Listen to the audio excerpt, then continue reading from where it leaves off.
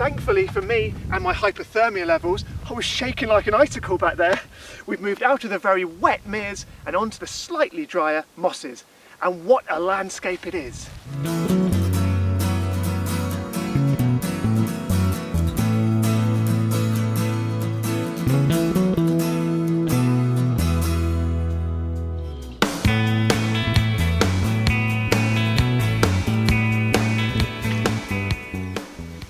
Have a look down here.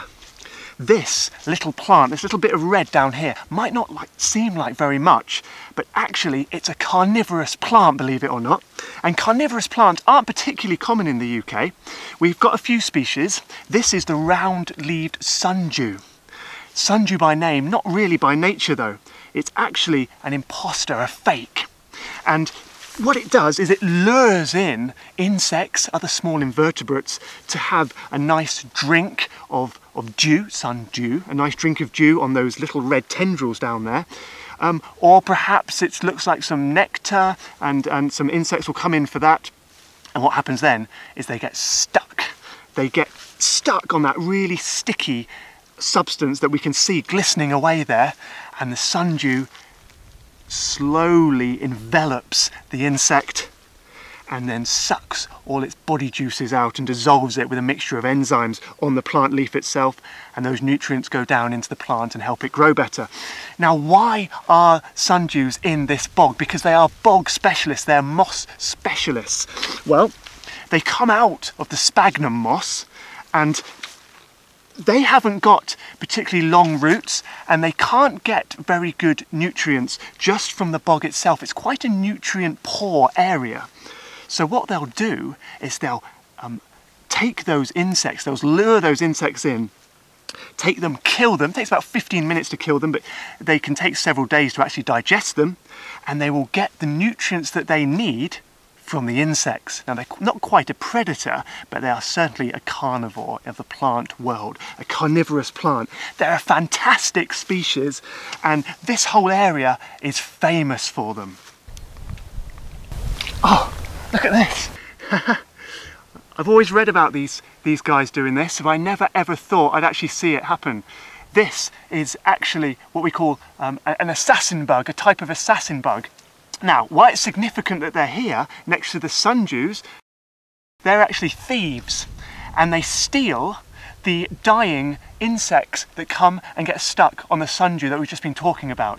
So they're an actual thief, and they live with the sundew. It's not a symbiotic relationship. The sundew doesn't benefit from it at all. These bugs, and they are bugs for once, they'll come along, grab whatever's struggling in the sundew's clutches before it gets engulfed by the leaves itself, and then make away with it. They don't get stuck onto the sundew as other insects do. Fantastic. Assassin bug. I'm going to let him go back to his sundew there. Fantastic. I've got to get a photo of this. Hand me the camera, please, Tim. Thank you. Thank you. This, and I know this for a fact, is actually a new species to this county, the county of Shropshire. Never been discovered here before. Have a go at that. Let's get a couple of quick snaps. I think that'll about do it. Yes, here you go. Give me the camera back. Just say goodbye to the sundew.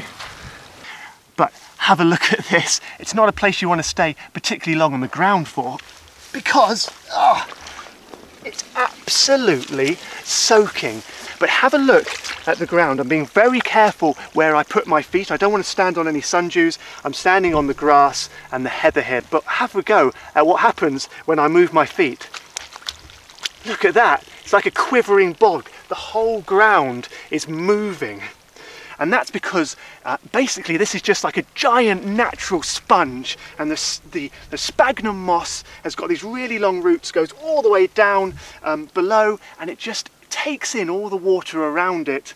And of course it's not quite like a lake because it's got all that moss, but it is like a big spongy trampoline. And sphagnum moss absolutely loves it here, as does the sundew. Now I've got to try and get out of here before sinking in any further.